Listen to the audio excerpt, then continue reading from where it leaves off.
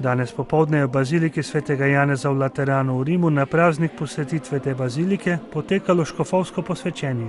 Papež Frančišek je v škofa posvetil monsignorja Angela de Donatisa, ki ga je sveti oče 14. septembra letos imenoval za pomožnega škofa Rima. Papež je med homilijo dejal: Ci farà bene riflettere a quale alta responsabilità ecclesiale viene promosso questo nostro fratello. Premislimo, v kakšno službo bo v cerkvi povišan naš brat. Našega Gospoda Jezusa Kristusa je oče poslal, da bi odrešil človeški rod. On pa je poslal v svet 12 apostolov, ki naj bi polni svetega duha oznanjali evangelij in vse narode zbirali v eno čredo, jih posvečevali in vodili. Da bi ta služba ostala do konca časov, so si apostoli izbrali pomočnike.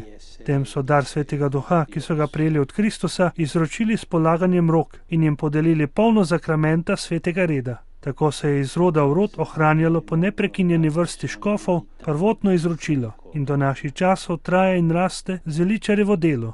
V škofu, ki ga obdajajo njegovi duhovniki, je v vaši sredi navzoč sam Jezus Kristus, naš Gospod, večni duhovnik. Po škofovi službi on sam vedno oznanja evangelij in deli skrivnosti vere vsem vernikom. Po škofovi očetovski službi dodaja in pridružuje Kristusu svojemu telesu nove ude. Po škofovi modrosti in preudarnosti vas on na zemeljskem romanju vodi v večno srečo.